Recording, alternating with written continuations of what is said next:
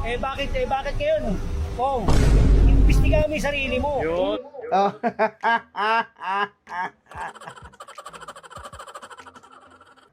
19 million yun. Hmm. Ayun, oh, durog. Walang building permit, walang DPWH.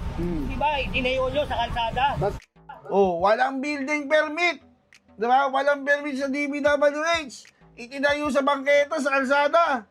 Oh, diba? Ang daming paglabag na ginawa nung kasama nyo dyan. Baka naman pwede nyo imbestigahan yan, sir. Abante, ako. Baka pwede. Oh, ito mga kabayan, isang mabilisan lamang po, isang mabilisan lamang po. Paano po mga kabayan, isa po sa mga constituents, ni Joel Chua. Aba, butik yan mga kabayan, walang patumanggang, dinali po si Joel Chua.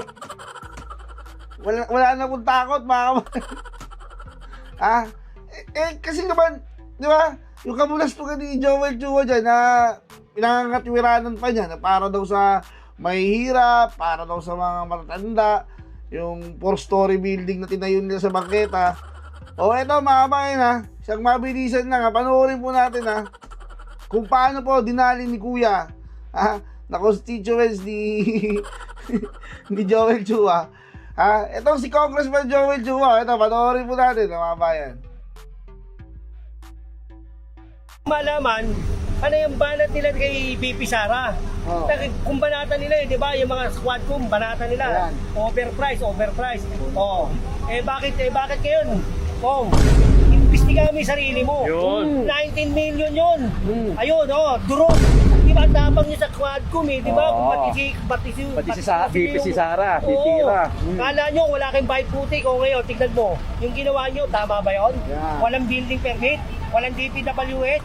Di ba, itinayo nyo sa kalsada. Dalawang metro, tinayo nyo, 4-story. At titigas na mukha nyo, uy. Hindi ko malaman. Grabe na mga kabayan. Grabe mga kabayan, kahit na kahit si Kuya no? Puputok yung puputok yung butsi matindi yung galit kay kay Congressman Chua mga kabayan O ito, ulitin po natin at isa-isa, gamayin po natin. Ito pong hinanakit ni Sir dito kay Congressman Chua, ulitin po natin. Ano yung banat nila kay BP Sara? Oh. Kung banatan nila di ba? Yung mga squad kung banatan nila. Totoo naman, di ba? Etong sila Chua, mga kabayan, dyan po sa Quadcom, panay banat po ay BP Inday Sara. Legit naman po, di ba? Legit po yung sinasabi ni tatay. Legit po yan, O ito, panoorin po natin, Ano po yung mga pinagsasabi ni Sir? Ito. Overprice. Oh. Bakit ngayon? Kung, imbestigahan mo yung sarili mo. Yun.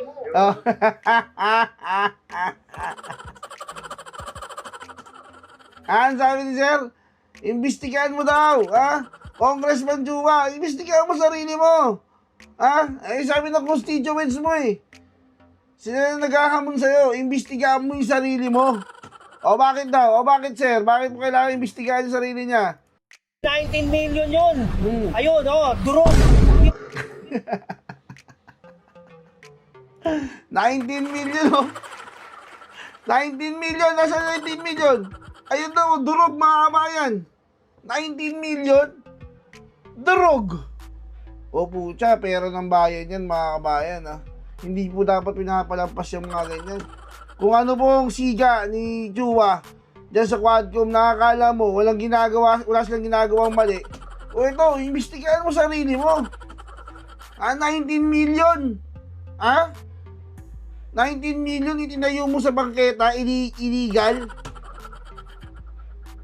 Ba't hindi mo imbestigahan yung sarili mo? Kung makapag-imbestiga ka kay BP Inday Sara, kung makagalit ka, makapaghamon ka, sasabihin nyo, overprice. Totoo naman yung sasabi ni tatay Di po ba? Totoo naman. Legit lang. Tapos ngayon, kayo ganyan? Ba't hindi nyo imbestigahan sarili nyo? Abante! Imbestigahan mo, total. panalo ka naman eh, di ba? Oh, sa totoo lang, talo ka. Pero pinanalo ka ni George Garcia. Oh, katunayan mo ngayon, na may silbi ka. Imbestigahan mo. Abante. Imbestigahan mo si Joel Chua. Di ba? Legit lang, imbestigahan mo yan, kasama mo. Baka naman wala kang bayag. Tulad ng sinasabi ni Congressman Marcoleta. Mga duwag kayo. Ang kaya nyo lang imbestigahan yung mga vloggers. Di ba? Abante, nahamon ka. Nahamon ka ng taong bayan. Imbestigahan mo yung kasama mo. Imbestigahan mo yan. Dahil kung hindi mo yan iimbestigahan, edi pinatutunayan mo lang, na duwag kayo dyan. Tulad ng sinabi ni Congressman Marcoleta na matatapang na ba kayo? Sir, hindi pa po matatapang, mga duwag pa rin po yata eh. Abante! Imbestigahan mo yung kasama mo, tignan natin kung may yagballs ka talaga. Okay, tuloy mo sir, tuloy mo, tuloy. Habang niya sa Quadcom di ba? Pati si Sara, titira. Kala nyo wala kayong bayad putik o ngayon, tignan mo. Yung ginawa nyo, tama ba yun? Patay kayo ngayon, di ba? Ang tatapang nyo sa Quadcom eh. Totoo naman eh, di ba? Ang tatapang nyo sa Quadcom. Chua, matapang eh. Kala mo kung sino eh. Di ba? Si Abante, si Paduano, sino ba? Akop, imbestigahan mo yan, Akop. Imbestigahan mo yan kasama mo. Imbestigahan mo yan si Chua. Diba? Ang tatapang nyo dyan eh. Kayo naiiwan dyan ngayon. Imbestigahan nyo. Tingnan natin kung may yagballs ba talaga kayo. O talagang legit yung sinasabi ni Senator Marcoleta na wala kayong bayag. Mga duwag. Diba? Mga duwag kayo eh. Tingnan natin kung matatapang talaga kayo. Imbestigahan nyo ang mga kasama nyo. Kaya nyo lang mga vloggers eh. Mga mahihina eh. Diba? Ang kaya nyo lang yung mga walang kapangyarihan. Pero pag kapwa nyo politiko, hindi nyo kayang imbestigahan kasi nga wala kayong yagballs. Sige, pakita nyo. Akop, diba? Nandiyan ka pa eh. Nanalo ka ulit eh kasi wala kang kalaban eh. Diba? Diba? Abante. Pakita nyo kung sino kayo. Tuloy mo sir. Walang building permit, walang DPWH, diba? Itinayo nyo sa kalsada. Walang building permit. Diba? Walang permit sa DPWH. Itinayo sa bangketa, sa kalsada. Diba? Ang daming paglamag na ginawa ng kasama nyo dyan. Baka naman pwede nyo imbestigahan yan, sir. Abante, ako. Baka pwede nyo naman imbestigahan yan. Diba? Pakita nyo may bayag kayo. Dalawang metro, tinayo nyo, 4-story. Ang titigas na mukha nyo, Ano sabi? Ang titigas ng mga mukha nyo. Lalo ka na Chua, tigas ng mukha mo. Makakatwiran ka pa, mali na ginawa mo. Pangakatwiranan pa.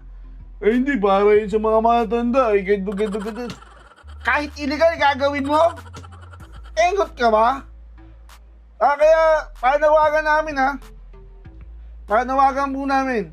Total naman, hinahamon kayo ng constituency dyan eh. Benny Abante, Akop, imbestigahan nyo yung kasama ninyo dyan Dahil kung hindi, ibig sabihin lang, duwag kayo. Tulad ng sinabi ni Congressman Marcoleta. Hanggang dyan na lang mga kabayan At magkita-kita tayo sa iba ko pang video Paalam.